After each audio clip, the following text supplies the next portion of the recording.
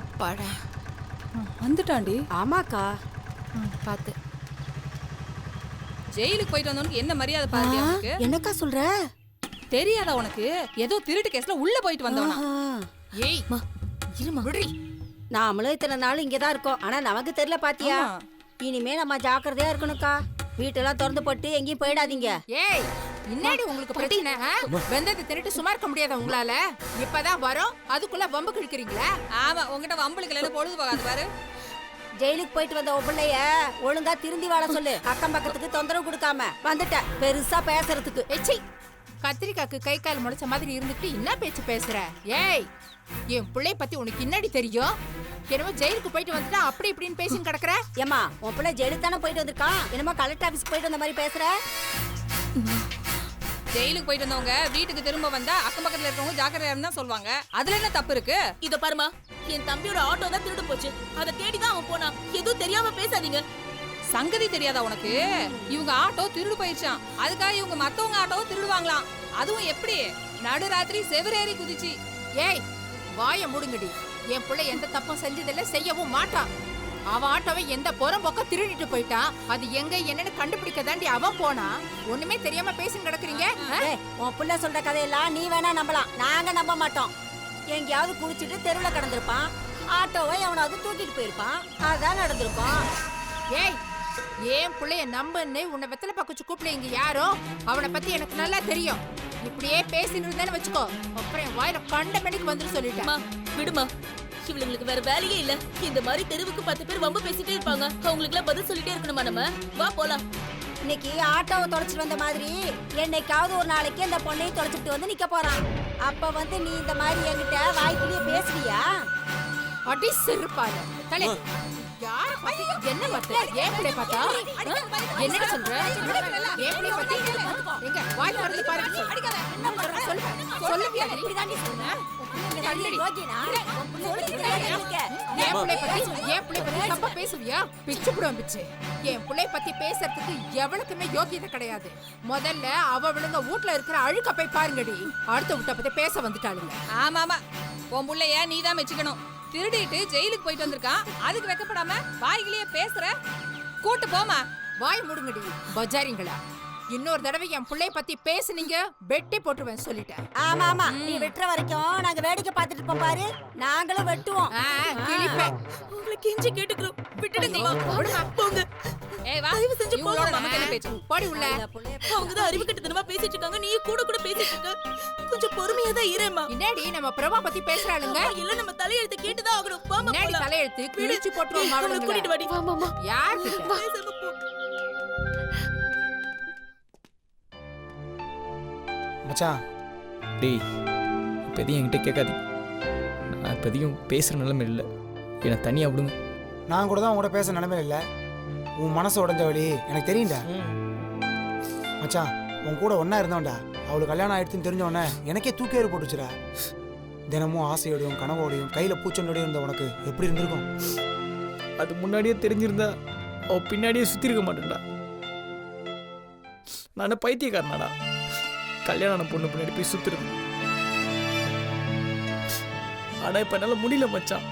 கத்தி எடுத்து அப்படியே குத்துன மாதிரி இருக்குடா. என் எண்ணம், சிந்தனை, பார்வை, பேச்சு எல்லாமே அவதான்டா. எனக்குள்ள அவளை ஆழமா போயிட்டாடா. ஆனா நந்தினி என்னை அவளை ஒரே நிமிஷத்துல தூக்கி போட சொல்றாடா. என்னால எப்படி முடியும்?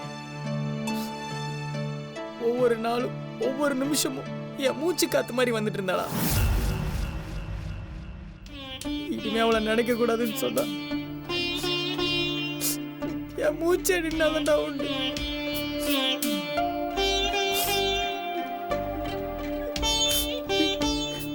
மச்சான் அழுவாதடா. டேய் தேவதாச, பேசிட்டியா? அழுது முடிச்சிட்டியா? இப்போ நான் சொல்கிறத கொஞ்சம் கேட்குறியா? கண்ணால் காண்பதும் போய், காதால் கேட்பதும் போய், தீர விசாரிப்பதை மெயின்னு சொல்லுவா. கேள்விப்பட்டிருக்கியா? மச்சான் போய் விசாரிச்சோண்டா. உனக்காக அவள் வாழ்க்கையை பற்றி எல்லாத்தையும் விசாரிச்சோண்டா. டேய், இதுக்கு மேலே விசாரிச்சு என்னடா போகுது? அதான் அவளுக்கு கல்யாணம் ஆயிடுச்சு. கல்யாணம் ஆயிடுச்சு சரிடா. ஆனால் 16 பெற்று பெருவாரு வாழுன்னு சொல்லுவாளே, அந்த மாதிரி வாழ்க்கைலாம் வாழடா. டேய் என்னடா சொல்கிறீங்க? மச்சான் அவள் ஒரு மேரேஜ் லைஃபே வாழல மச்சான். இந்த தண்ணியில் என்ன தாமரை இலை மேலே தண்ணி இதெல்லாம் ஒட்டாதுல்ல, அதே மாதிரி தான் மச்சான் அவன் புருஷன்கிட்ட ஒட்டாமல் பேச்சுவார்த்தையே இல்லாமல் இருக்காடா. ஏன்டா? ஏன்னு கேட்டா 200 எபிசோட் கதையும் சொல்ல வேண்டியிருக்குண்டா. ராங் பார்ட்னர்ஸ்டா. இந்த அந்த நாட்கள் படம்லாம் பார்த்தது இல்லையா, அந்த மாதிரி தான் அவன் புருஷனும். நல்லவனோ கெட்டவனோ அதெல்லாம் எனக்கு தெரியாது, ஆனால் அவன் புருஷன் கூட சந்தோஷமாக வாழல, அது மட்டும் எனக்கு நல்லா தெரியும். சரி, இதெல்லாம் எப்படி உங்களுக்கு தெரியும்? மச்சான் எவ்வளோ பெரிய கிரிமினலாக இருந்தாலும் ஒரு சின்ன தடை மாதிரி விட்டு போவான்டா. அந்த மாதிரி தான் பொண்ணுங்களும். அவளோட மனசு கஷ்டத்தை யாராவது ஒருத்தர்கிட்டயா சொல்லியிருப்பாடா. அதான் அவள் க்ளோஸ் ஃப்ரெண்ட் தேவியை போட்டு உழுக்கணும், அவள் எல்லாத்தையும் கொட்டிட்டா. மச்சி, நாங்கள் உன் ஃப்ரெண்டுடா, உனக்கு என்றைக்குமே நாங்கள் தப்பான அட்வைஸ் கொடுக்க மாட்டோம்டா. இதே ஒரு சந்தோஷமான வாழ்க்கையை வாழ்ந்துட்டு இருந்தோன்னா நாங்களே உன் வாயில் அடித்து அவளை மறந்துன்னு சொல்லியிருப்போம். என்ன இவங்க குழப்புறாங்க? இந்த வேறு மச்சான், பார்ட்னரே இல்லாமல் கூட வாழ்ந்துடலாம், ஆனால் ராங் பார்ட்னர் கூட ஒரு லைஃப் ஃபுல்லாக வாழ்கிறதும், பெரியவங்க கட்டாயப்படுத்தி பிடிக்காதவங்க கூட ஒரு லைஃப் வாழ்கிறதும் ஒரு பொண்ணுக்கு நடக்கிற மிகப்பெரிய கொடுமைடா. டேய், ஆனால் உங்களுக்கு கல்யாணம் ஆயிடுச்சுடா, இதுக்கு மேலே. டேய், ஒரு பொண்ணு இவ்வளோ பெரிய மென்டல் டார்ச்சர் அனுபவிக்கிறானா போலீஸ்காரன் கூட தட்டி கேட்குறாங்கடா, பிடிச்சவன் தட்டி கேட்கக்கூடாதா? மச்சான், நீ உடனே போய் அவகிட்ட பேசுனா நாங்கள் சொல்ல வரடா. சுதந்திரமாக பறக்கிற பறவையை கூண்டில் போட்ட மாதிரி அவள் ஒரு பிடிக்காதவங்க கூட லைஃப்பை வாழ்ந்துட்டு இருக்காடா. அவள் வாழ்க்கையை பற்றி மட்டும்தான் நாங்கள் சொல்ல வந்தோம். ஆமாண்டா, அந்த பொண்ணு எவ்வளோ வலி அனுபவிக்கிறான்னு, எவ்வளோ கஷ்டப்படுறான்னு அந்த தேவி சொல்லும் போது எனக்கே ஒரு மாதிரி ஆயிடுச்சுடா. மச்சி, உனக்கு ஒன்று தெரியுமா, அவள் எப்போவோ அவள் தாலியை கட்டி அவள் ஆத்துக்காட்ட கொடுத்துட்டாளாம். அவ்வளோ பிரச்சனைடா வாத்தில். இப்போ புரியுறதா? அவள் எவ்வளோ மனசு உடஞ்சிருந்தா அவளுக்கு கல்யாணம் ஆனதை கூட வெளியே சொல்லாமல் இருந்திருப்பா.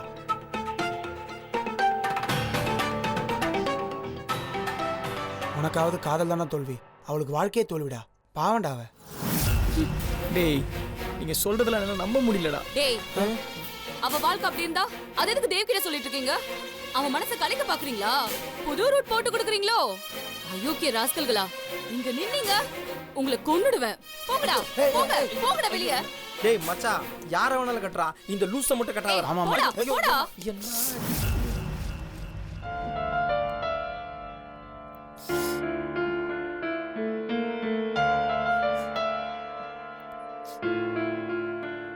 உனக்கு என்ன பைத்தியமா?